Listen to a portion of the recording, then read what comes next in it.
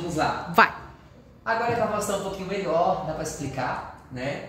E já fica uma dica também para as meninas que visitarão a gente no estágio da FURB. Esse videozinho vai para vocês também, tá?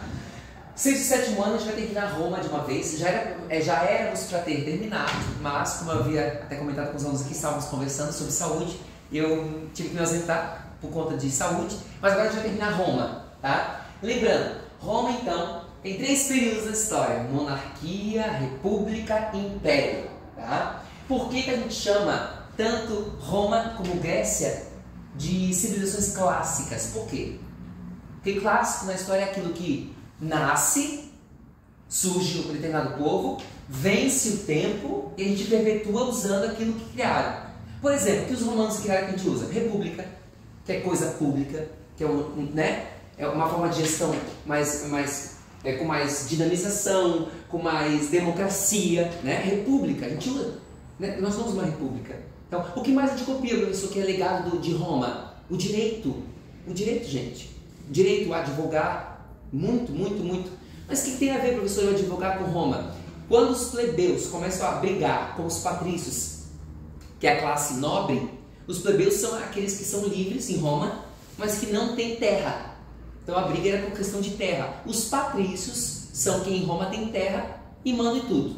Inclusive fazem parte da instituição mais forte de Roma, que é o Senado, que é composto por anciãos, pessoas idosas, que vão vetar leis. O Senado é o órgão mais importante de Roma.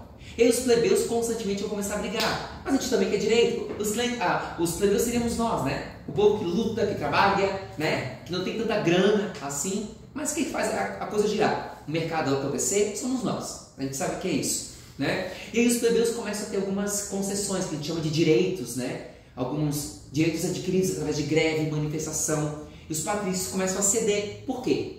Porque é o povo, né, que se unir faz a diferença. Então os plebeus se uniam muito em Roma e eles conseguiram algumas concessões. Quais, professor? Uma bem conhecida, a lei da canuleia. Que nome feio é esse, né? Canuleia. A canuleia permitia que um patrício pudesse se casar com o plebeu. Casamento misto, e não podia antes, tá? Teve um período da história de Roma que não podia. Patrício, que é nobre em Roma, só se casa com patrício, e plebeu só se casa com plebeu. E aí se perpetua novamente pobre com pobre e rico com rico. E aí depois, por muita insistência, os romanos conseguem adquirir a lei canuleia, que é o casamento misto. E aí começa a ter, né, as moças plebeias se casando com patrícios. Elas começam a galgar e mudar a classe social. Começa a ter mobilidade social, ou seja, a que é pobre começa a subir e se torna nobre e assim vai. Outra grande conquista dos plebeus em Roma foi a lei das 12 tábuas. Porque, imaginem só, em Roma era tudo feito acordo de mãozinha. Era falado o acordo. Então eu podia fazer um acordo com o Patrício, com a Diane que está filmando a gente, e a Diane vinha cobrar como plebeia, né, na próxima, né, o pagamento, alguma coisa assim. O senhor prometeu, Patrício, o senhor Ismael, que o senhor me daria um aumento de 20%. Eu? Onde? Tá doida, Diane? Que falta de respeito, inventando coisa de mim? Por quê? Era falado. Aí eles exigem, a gente quer 12 leis, as 12 tábuas escritas. Parece básico, né? Parece uma coisa muito retrógrada, mas não é, tá, gente? Aí que começa o sentido do direito, do advogar. Então quem sonha em ser um grande advogado vai estudar muito Roma, tá? Então literalmente eles colocam 12 tábuas escritas, as leis. Aí quando um patrício ia questionar, não, tá lá, a lei 4 da tábua 4 diz que o senhor... Ah, tá. Então, olha só, né, como muda, né? Olha como respaldo, né? Tu chegar ali sabendo onde está. Não, aqui, ó, é lei. Ah, tá. Ele é do consumidor. Tem 2 preços, o menor eu vou pagar. Vocês colocaram errado. Olha como é importante saber da lei, né?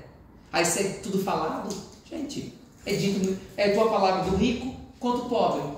E aí os plebeus conseguiram. Outra coisa que eles conseguiram também, o fim da escravização por dívida. Os plebeus não davam conta de pagar toda a dívida que os patrícios colocavam imposto. O Senado era composto por patrícios, então as leis eram feitas só para manter a riqueza dos patrícios. Quem mandava os patrícios, então o que acontecia? Imposto, mais imposto. E aí tinha 2 formas de escravidão em Roma. Isso é importante, isso cai caindo aí no vestibular. Uma forma é a que a gente já conhece, um povo dominando o outro, e aí os que sobraram daquele povo que a gente dominou, a gente torna eles escravos, porque não é nosso povo. os que sobraram, a gente domina a terra e torna eles cativos. Aí em Roma vai ter outra forma de escravização, como? Por dívida.